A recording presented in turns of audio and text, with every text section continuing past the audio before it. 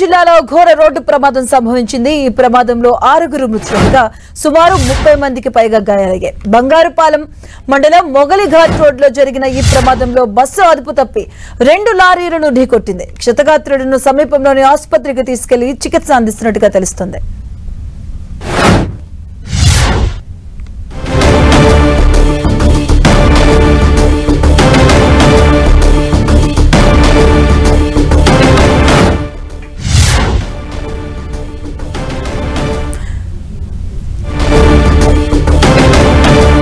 చిత్తూరు జిల్లాలో ఘోర రోడ్డు ప్రమాదం సంభవించింది. ఈ ప్రమాదంలో 6గురు మృతి చెందగా 30 మంది గాయాలైనట్టుగా తెలుస్తుంది. క్షతగాత్రులను అయితే ఆసుపత్రికి తరలించారు. బంగారుపాలెం మండలం మొగలిఘాట్ రోడ్ లో జరిగింది ఈ ప్రమాదం. దీనికి సంబంధించిన పూర్తి అప్డేట్స్ మా కరెస్పాండెంట్ మురళి అందిస్తారు. మురళి, మధు, మీరు అన్నట్లుగా ఇప్పుడే మనకు అందుతున్న సమాచారం ప్రకారం ఈ ఘోర రోడ్డు ప్రమాదంలో మీరు అన్నట్లు 6గురు చనిపోయారు. మరో 25 మందికి తీవ్ర గాయాలయ్యాయి. మృతుల సంఖ్య ఇంకా పెరిగే అవకాశం కనిపిస్తోంది. ఇది నిజానికి బెంగళూరుకు వెళ్లే ఘాట్ రోడ్డు. దీన్నే బంగారుపాలెం మండలంలో మొగలి ఘాట్ రోడ్డుగా చెప్తూ ఉంటారు. అంటే ప్రమాదానికి కారణాలు ఇప్పుడే తాజా సమాచారం ఏంటంటే ప్రధానంగా సుమారు ఒక 100 టన్నుల ఐరన్ ఓర్ తో వస్తున్న లారీ ఘాట్ రోడ్ లో పూర్తిగా అదుపు తప్పి బ్యాలెన్స్ కోల్పోయి ఎదురుగా వస్తున్న రోడ్లోకి వెళ్ళిపోవడం జరిగింది. ఈ నేపథ్యంలో అటువైపు నుంచి వస్తున్న బస్సు ఈ లారీని ఢీకొంది. అట్లాగే దాదాపు మొత్తం 4-5 వాహనాలు ఒక్కసారిగా ఒకదానికి ఒకటి ఢీకొన్నాయి.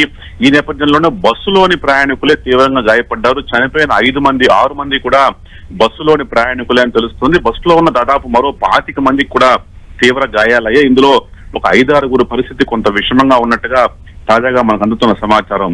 అంటే భారీ లోడ్ తో వస్తున్న లారీ డౌన్ కావడంతో ఒక్కసారిగా లారీ డ్రైవరు కంటైనర్ ని సరిగా కంట్రోల్ చేయలేకపోయాడు. వెనకాల భారీ వెయిట్ ఉండడం కారణంగా ఈ నేపథ్యంలోనే వాహనం అదుపు తప్పి ఎదురుగా వస్తున్న రోడ్లోకి వెళ్లిపోవడం జరిగింది. దీంతోనే ఈ ప్రమాదం సంభవించినట్టు తెలుస్తోంది. ఈ ప్రమాదంలో మృతుల సంఖ్య కూడా ఇంకా పెరిగే అవకాశం ఎక్కువగా కనిపిస్తోంది. ఇప్పటికే అంటే దాదాపు ఘాట్ రోడ్ లో పూర్తిగా వాహనాలు రాకపోకలు నిలిచిపోయాయి. రోడ్డుకి అడ్డంగా ఉన్న అనేక వాహనాలను ప్రస్తుతం క్రేన్ల సహాయంతో పక్కకు తప్పించి రోడ్డుని క్లియర్ చేసే ప్రయత్నంలో ప్రస్తుతం పలమనేరు పోలీసులు ఉన్నారు. మధు, మురళి, అంటే అంత హెవీ లోడెడ్ వెహికల్స్ వెళ్ళడానికి కూడా ఒక టైం షెడ్యూల్ అనేది బేసిక్ గా ఉండే అవకాశం ఉంటుంది కదా. మరి అంత మీరు అన్నట్టు 100 టన్నుల విషయంలో అంతా వెళ్తుందంటే దానికి సంబంధించి టైం షెడ్యూల్ ఉందా లేదు అంటే దీనికి సంబంధించి ప్రాథమికంగా ఏం చెప్తున్నారు?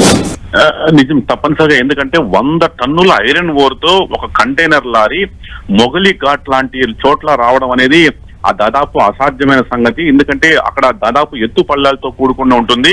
డౌన్ వచ్చే సమయంలో మాత్రం పూర్తిగా వాహనాన్ని అదుపు చేయలేరు. ఎందుకంటే వెనకాల అంత భారీ వాహన లోడ్ ఉండడంతో డ్రైవర్ దాన్ని కంట్రోల్ చేయలేడు. సరిగ్గా ఇదే అంశం ఇక్కడ కూడా చోటు చేసుకుంది. వెనకాల ఒక ఐరన్ ఓర్ తో వస్తున్న అతని నేపథ్యంలో ఆ డౌన్ ని అతను సరిగా అదుపు చేయలేక వాహనాన్ని పూర్తిగా అదుపు తప్పిపోయింది. దీంతో కంటైనర్ లారీ పక్కకి వెళ్ళిపోవడం, అంటే ఎదురుగా లెఫ్ట్ సైడ్ ఉండాల్సిన లారీ రైట్ సైడ్ రోడ్ లోకి వెళ్ళిపోవడం జరిగింది. దీంతో ఇది ఊహించిన ఎదురుగా వస్తున్న వాహనాలు ఒకదానికొకటి లారీని ఢీకోవడం జరిగింది. ఇది మొదటగా బస్సు ఢీకొంది. ఆ బస్సు వెనకాల మరో లారీ వచ్చి ఆ బస్సును ఢీకొంది.